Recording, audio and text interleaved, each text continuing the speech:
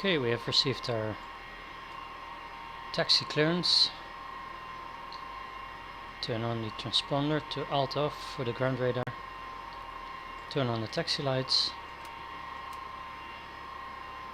And let's start by releasing the parking brakes. Brakes are completely released. Airplane should start rolling. And I'm just going to make a bit sharpish turn to the left here. Check the brakes. They're working. And a little bit more thrust. Is the brakes taken?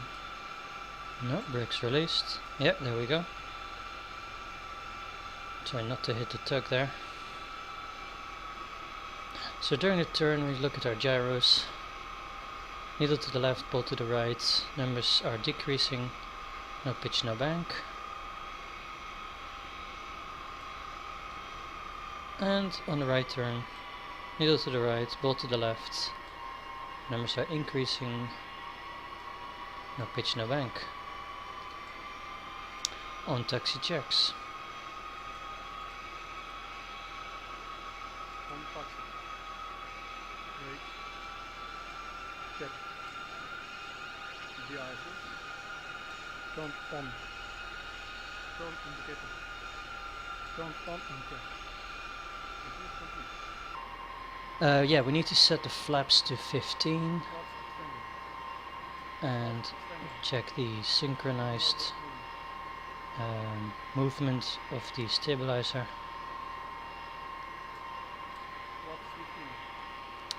We should get a cabin secure signal. Well, let's assume we've received that. We take a look at a takeoff briefing.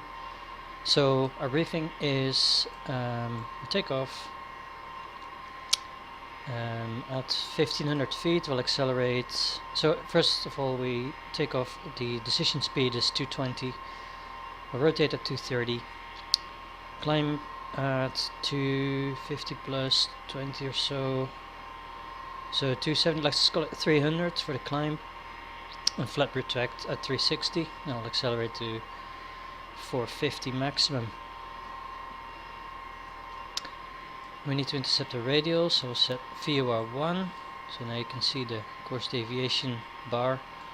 So it doesn't make sense. We'll take off south, we'll turn left heading east, and then we'll intercept the radial.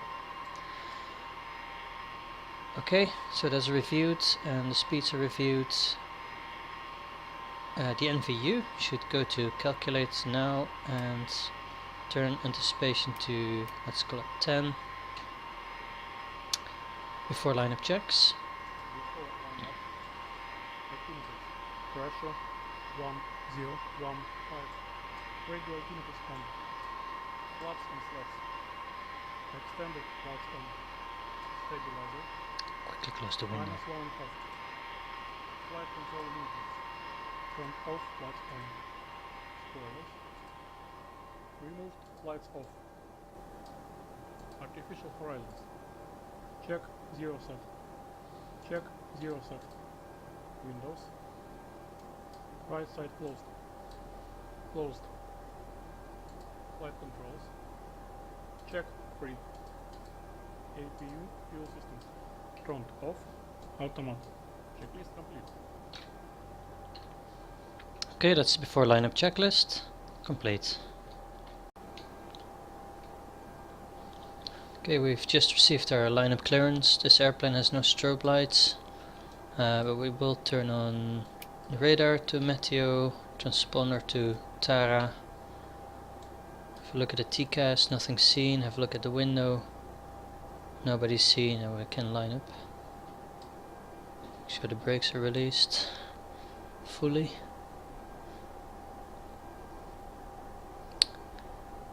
Pitot heat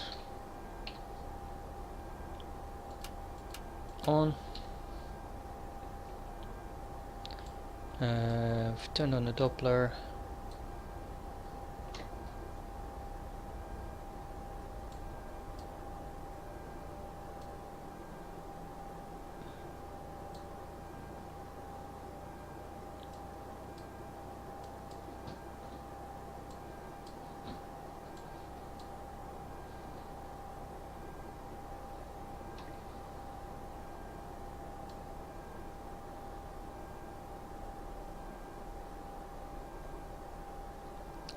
Okay, once we're on the center line, I'm going to let it roll forward just a few meters to make sure we have the nozzle steering centered. And then we confirm the runway heading with the heading bug, turn off the nozzle steering, so actually set it on 10 degrees, and make sure, so our autopilot's in reset program, so it will just stay on this course, whatever we have when we select it. And before takeoff checklist. Before takeoff, ready for takeoff, ready, compass set, course, 195, ready, fighter tubes heat on, ready, transponder on, de-icers on, not ready to take off, light is off, ready, checklist complete.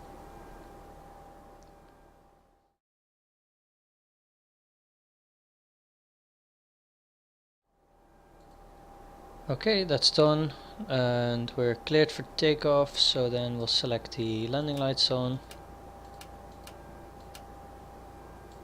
and double check that the no takeoff light is off, which it is. We're ready to go.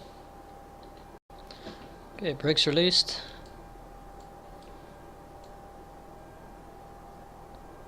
Pass-through valves closed.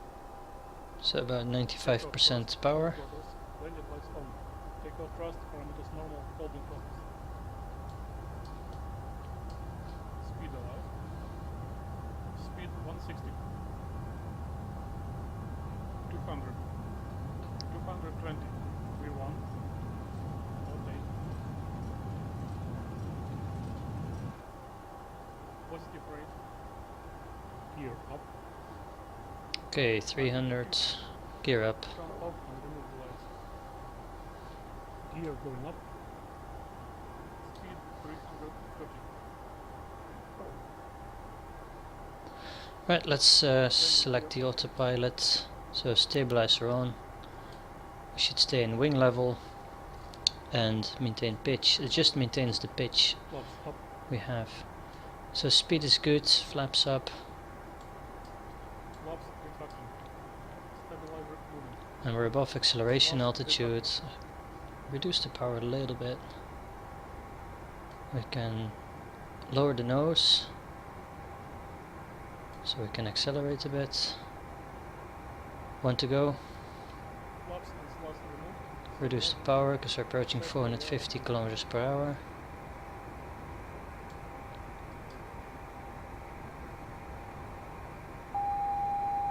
.500 feet to go. Lower the nose a little bit more.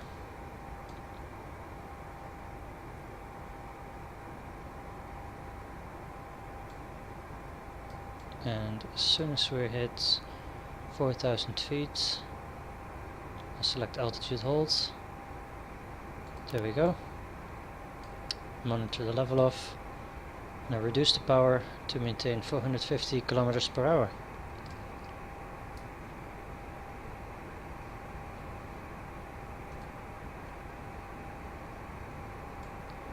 Okay, left turn. So I'll set the heading book to 090 and select heading mode, CS.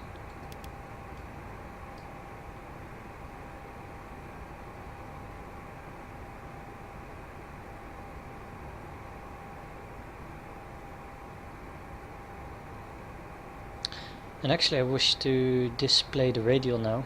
We can actually navigate using the RMI only if I set these to VUR. I can see if the tip of the needle is pointing at 123, then we are passing the radial. But it would be nice to have the course deviation bar pointing, so I'll quickly switch VUR and back to heading mode, and this will put my HSI in VUR mode, but we're still following the heading bug.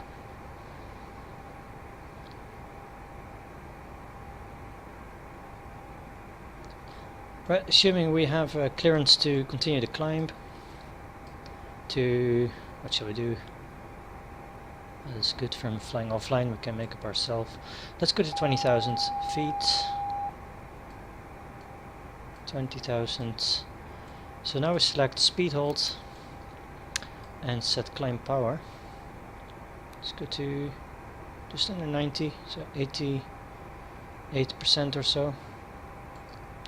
Actually, again, this is an engineer's job, so this guy in the back here should watch what the temperatures. Normally I try to keep them below 500 degrees. That makes, I'm sure we won't destroy the engines that way. And as we're climbing, we can select the Doppler system to NVU by Doppler. And here in the back we can see the wind drift correction is active. So we have a wind going to 110, which is a bit confusing. Actually, in Western language this would be a wind of 195 degrees and 12 knots or so, 15 knots. But it works. And we can see the NVU is actually rolling down. You can see we're 10 kilometers off track. Well, that makes sense because we're intercepting the track. And we're 105 kilometers from our waypoint. This may not be entirely accurate, so we won't use it yet until we have confirmed our position by being on the radial and confirm that with the DME to our waypoint.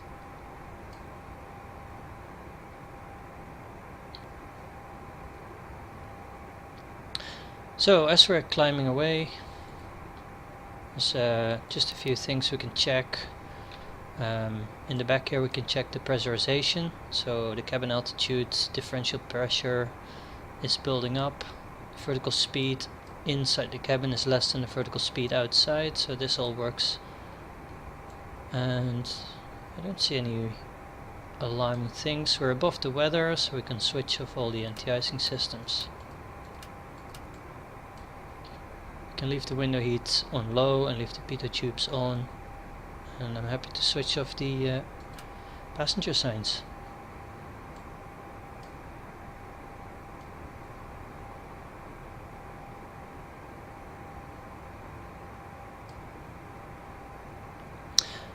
Just as we look at this, oh, did I change anything? Yes. Yeah, the radial's alive, so we can start intercepting the radial. So first I'll do this with the heading bug.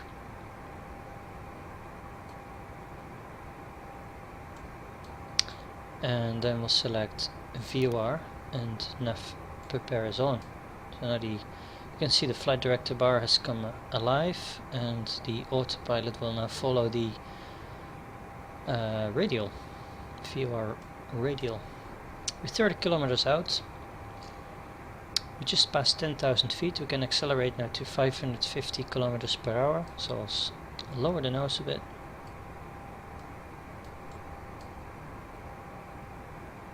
I'm aiming for about 5 meters per second, I think. Would be a good attitude for acceleration. Mind you, as soon as we hit this wheel, we're in attitude hold mode again. There's no vertical speed hold on this airplane, so I just hold the attitude. We have to play with it a little bit to find an attitude where we can accelerate.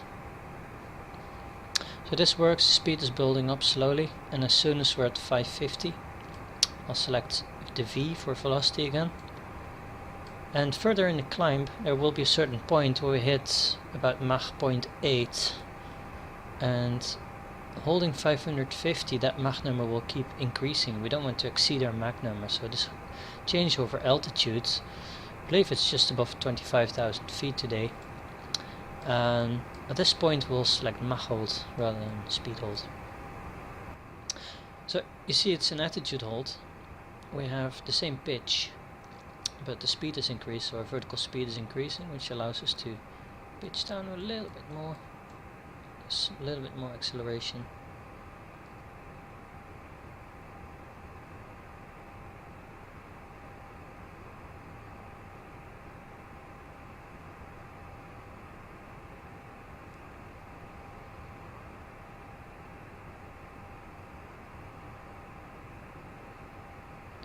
Yeah, that's slowly increasing. Quick glance at the navlog. Thing we have to keep in mind is the distance of 124.5 kilometers from our departure airfield is going to be osmos. 124.5. We are currently at 52, so this is coming pretty quickly.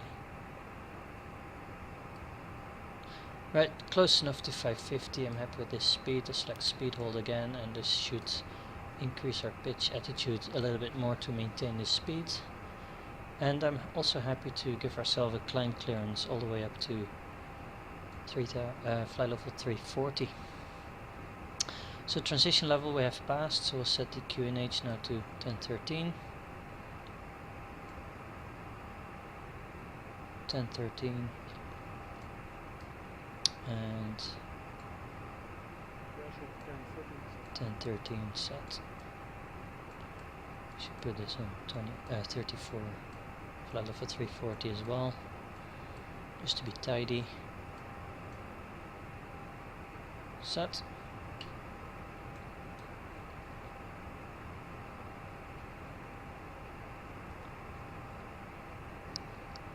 So actually we need to correct our NVU. So we're on the radial, so we know for a fact that our drift course is 0. If you look at the drift course left and right, it says we're a kilometer off track, which is not true. So we'll correct this by putting the selector to Z or Z, depending where you are. And we'll just change the arrow to 0. So we're on track. Also it says we have 53 kilometers to go. And we'll see about that when we are at we need to go 124.5 kilometers. So when we are at 70 bad example, yes, that's actually at 74.5, which is now, should be at 50. Is that right? Yes. And it shows we need 46, 45. So yeah, it's pretty accurate, to be honest. Let's just help ourselves a little bit. Say if we are at 100 and we need to be at 24.5, we should have 24.5 to go by the time this shows 100. So what I'm going to do is keep an eye on the DME, and as soon as I hit 100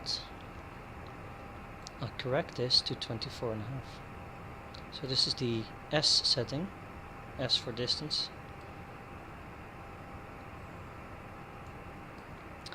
So 15 kilometers to go, quick scan for the rest of our instruments, so we're on course, speed is good, Mach is good. Oh, actually I forgot to retract the landing gear. This is normally what we do right after takeoff. Sorry. And the gear leave off. Ah, that's a lot quieter now. So 10 kilometers to go. We should see about 134. Pretty close.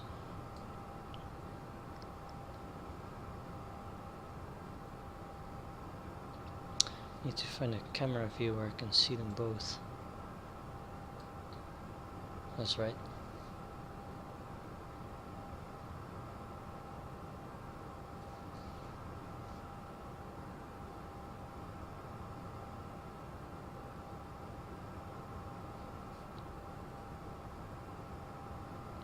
Three kilometers to go. I want to see 24.5, which we have now. We're not there yet, so I'm just going to maintain this. 24.5. Now. Okay. So the NVU is now up and running, accurate. And actually we can switch to NVU now. So we'll set prepare nav to off, NVU on, and prepare nav on. Also, with 10 kilometers to go, we should start automatically turning to the next waypoint.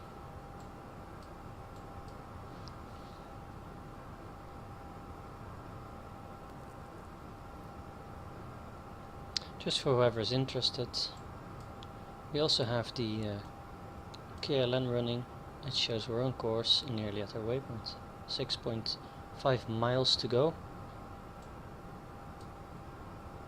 11 kilometers. Yeah, that's pretty good. Okay, 10. Automatic changeover. And the airplane starts moving or turning to the next course.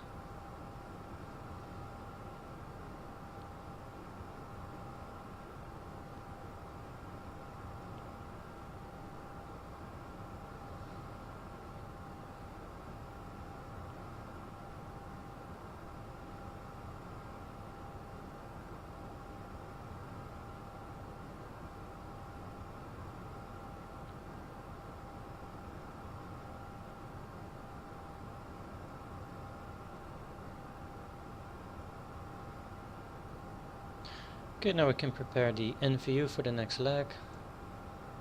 So I normally use a bit marker. We've done this course, we've done this course. Ooh. We're actively on 182.9, so the next course is going to be 173.2.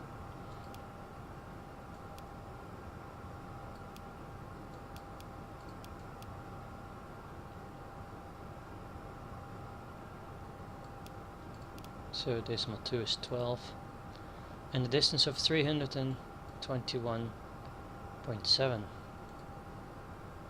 Oops, 321.7. So SP, and this is going to take a while. 321.7 kilometers.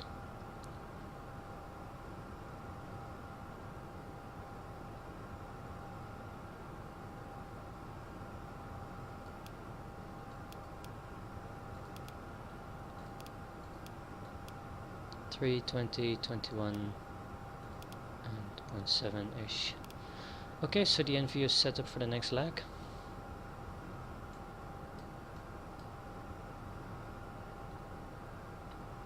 Next thing we can do is the VOR of Pinsk 113.4.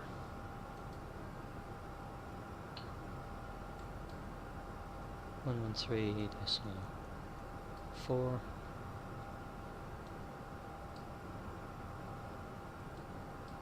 Which is in range, straight ahead, 170 kilometers to go. And if we look at the range here, Osmus to Pinsk, 170, 170. So yeah, we can still confirm our position based on conventional VOR DME beacons, and we have aligned the NVU to follow this, and it's looking great. Just double checked it with the GPS. That's giving us a message, and it tells us that we have passed the waypoint. And just to confirm, we're still in NVU, not in GPS mode, so the GPS is up and running. We will just keep this as a backup.